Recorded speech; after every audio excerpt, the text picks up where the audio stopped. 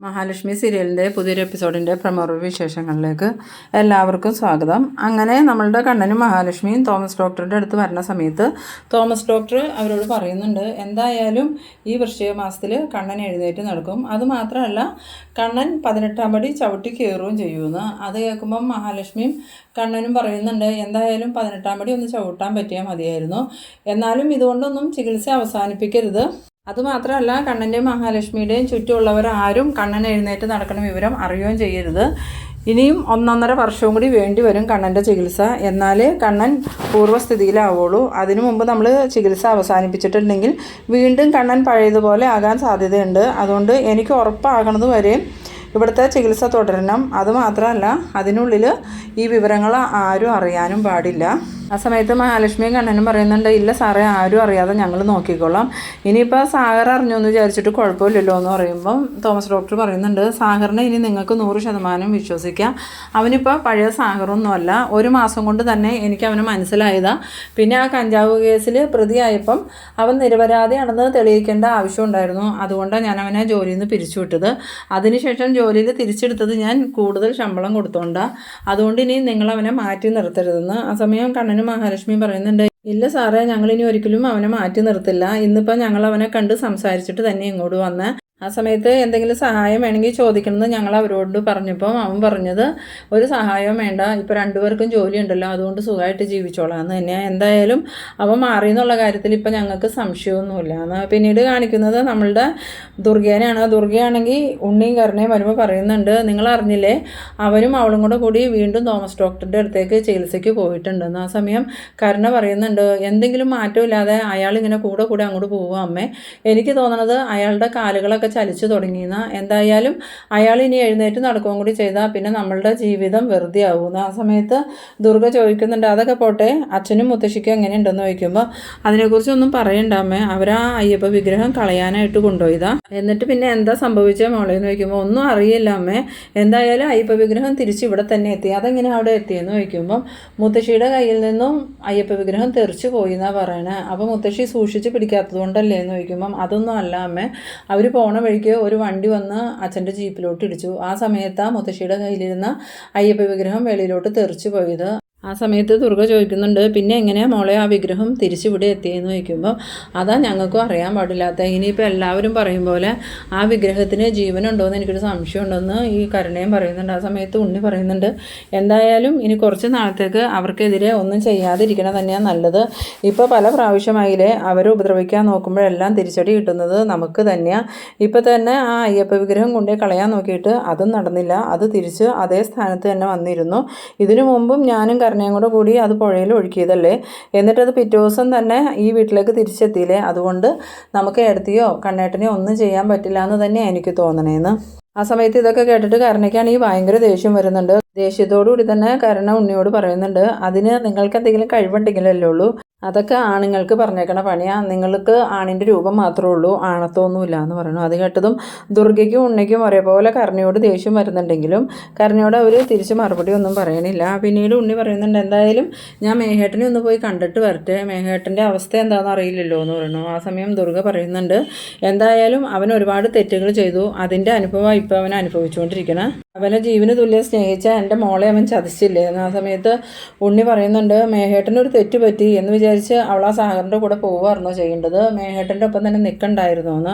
പിന്നീട് കാണിക്കുന്നത് നമ്മളുടെ മേഘനാഥനാണെങ്കിൽ ഇങ്ങനെ ആകെ കലി പൂണ്ട് സെല്ലിൽ കിടക്കുകയാണ്. ആ സമയത്ത് ഉണ്ണി ചെല്ലുന്നുണ്ട്. ഉണ്ണി ചെന്നിട്ട്, എന്തൊക്കെയുണ്ട് മേഹേട്ടന് അടുത്തെങ്കിലും ജാമ്യം കിട്ടുമെന്ന് ചോദിക്കുമ്പം അതെങ്ങനെയാണ് ജാമ്യം കിട്ടൂലാത്ത രീതിയിലല്ലേ അവരെന്നെ പൂട്ടിയേക്കണേ, പിന്നെ അവിടുത്തെ വിശേഷങ്ങൾ എന്തൊക്കെയുണ്ടെന്ന് ചോദിക്കുമ്പോൾ നമ്മളുടെ ഈ ഉണ്ണിയാണെങ്കിൽ കരുണയും ഉണ്ണിയും കൂടെ ചേർന്ന് ആ മഹാലക്ഷ്മിയുടെ വിഗ്രഹം എടുത്തു കൊണ്ടുപോയതും അത് അച്ഛനും മുത്തശ്ശിക്കും കൊടുത്തതും പിന്നീട് അവർ പോയ വഴിക്ക് അവരുടെ വണ്ടി ആക്സിഡൻ്റ് ആയതും പിറ്റേ ദിവസം രാവിലെ മഹാലക്ഷ്മിയുടെ കരച്ചിൽ കാണാൻ വേണ്ടിയിട്ട് ഉണ്ണിയും കരുണയും രാവിലെ തന്നെ ആ ഒരു ഷെഡിൽ ചെല്ലുന്ന സമയത്ത് ആ വിഗ്രഹം അവിടെ ഇരിക്കണം കണ്ടതും പിന്നീട് ആസ്പത്രിയിൽ പോയി പ്രതാപൻ്റെ അമ്മേനെയും കണ്ട വിവരങ്ങളൊക്കെ പറയുന്നുണ്ട്. ആ സമയത്ത് മേഘനാഥൻ പറയുന്നുണ്ട്, എന്നാലും ആ വിഗ്രഹത്തിന് ഇത്രയധികം ശക്തി ഉണ്ടോ എന്ന് ചോദിക്കുമ്പം എനിക്കും അങ്ങനെ തോന്നുന്നുണ്ട് മേഘേട്ട, ഇതിനു മുമ്പ് ഞാനും കരുണയും കൂടി ആ വിഗ്രഹം ഒരിക്കൽ എടുത്തുകൊണ്ടുപോയി പുഴയിൽ ഒഴുക്കി കളഞ്ഞതാണ്. എന്നിട്ട് പിറ്റേ ദിവസം രാവിലെ ഞങ്ങൾ നോക്കിയപ്പം വീട്ടിലെ പൂജാമുറിയിൽ ആ വിഗ്രഹം ഇരിക്കുന്നുണ്ടായിരുന്നു. അതുകൊണ്ട് നമുക്ക് ഉറപ്പിക്കാം ആ വിഗ്രഹത്തിന് ജീവനുണ്ട്.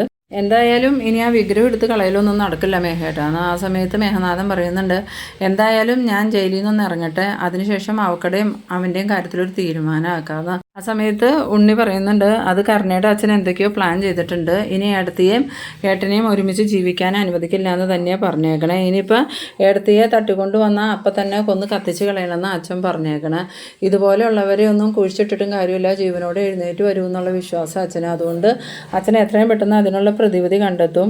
ഇപ്പോഴാണെങ്കിൽ ഏട്ടനും ഏടത്തിയും കൂടി ആ തോമസ് ഡോക്ടറുടെ അടുത്തേക്ക് ചികിത്സയ്ക്കായിട്ട് പോയേക്കാം. ഇനി അയാൾക്ക് എന്തെങ്കിലും മാറ്റം ഉണ്ടോ എന്ന് എനിക്ക് സംശയം ഉണ്ടെന്ന് പറയുമ്പോൾ മേഘനാഥൻ പറയുന്നുണ്ട്, എനിക്കും അതുണ്ടടാ ഉണ്ണി. എന്തായാലും ഞാൻ അവിടെ നിന്ന സമയത്ത് അവൻ്റെ കാലനങ്ങുന്നതായിട്ട് ഞാൻ കണ്ടതാ. അച്ഛനോട് പറഞ്ഞപ്പോൾ അച്ഛൻ എൻ്റെ തോന്നലാന്നാണ് പറഞ്ഞത്. തോമസ് ഡോക്ടറും വിട്ടൊന്നും പറഞ്ഞില്ല, കണ്ണിന് മാറ്റമൊന്നും ഇല്ലയെന്ന് തന്നെ അയാളും പറഞ്ഞ്. ആ സമയം ഉണ്ണി പറയുന്നുണ്ട്, തോമസ് ഡോക്ടറൊക്കെ അവരുടെ ആൾക്കാർ തന്നെയാണ്, അതുകൊണ്ട് അയാൾ സത്യമൊന്നും പറയില്ല. ഇനിയിപ്പോൾ കണ്ണേട്ടൻ എഴുന്നേറ്റ് നടന്നാൽ പോലും നമ്മളാരും അറിയില്ല, അവരെല്ലാവരും ചേർന്ന് അത് നമ്മളിൽ നിന്നൊക്കെ മറച്ചു വയ്ക്കുന്നു. ആ സമയത്ത് മേഘനാഥൻ പറയുന്നുണ്ട്, എന്തായാലും ഈ വൃശ്യമാസത്തിൽ തന്നെ കണ്ണന് മഹാലക്ഷ്മിയെ നഷ്ടപ്പെടണം, പിന്നെ അവൻ എഴുന്നേറ്റ് നടന്നിട്ടൊന്നും ഒരു കാര്യം ഉണ്ടാവില്ല. മഹാലക്ഷ്മിയെ നഷ്ടപ്പെട്ട വിഷമത്തിൽ അവൻ വീണ്ടും വീൽചെയറിൽ തന്നെ ഇരുന്ന് ജീവിതം കഴിച്ചു കൂട്ടിക്കോളും. പിന്നീട് കാണിക്കുന്നത് നമ്മളുടെ പ്രതാപനെയും പ്രതാപൻ്റെ അമ്മേനെയാണ്. പ്രതാപൻ്റെ അമ്മ പ്രതാപനോട് ചോദിക്കുന്നുണ്ട്, എന്നാലും എൻ്റെ പ്രതാപ, ഇനി നമ്മൾ എന്ത് ചെയ്യും? നമ്മുടെ കുഞ്ഞിൻ്റെ മുഖത്തെ ഒരു ചിരി കാണാൻ എത്ര നാളായി നമ്മൾ ആഗ്രഹിക്കണോ, അതിനുവേണ്ടി നമ്മൾ എന്തൊക്കെ ചെയ്തു, അതെല്ലാം പരാജയപ്പെട്ടു, അവളെ എങ്ങനെയെങ്കിലും ഇല്ലാണ്ടാക്കണോടാന്ന്. ആ സമയത്ത് പ്രതാപൻ പറയുന്നുണ്ട്, അമ്മ വിഷമിക്കണ്ട, കണ്ണൻ മലയ്ക്ക് പോണതിന് മുമ്പായിട്ട് തന്നെ അവളെ നമ്മൾ തീർത്തിരിക്കും. അതും പറഞ്ഞ് പ്രതാപൻ ഫോണെടുത്ത് ഏതോ ഒരു ഗുണ്ടകളെ വിളിക്കുന്നുണ്ട്.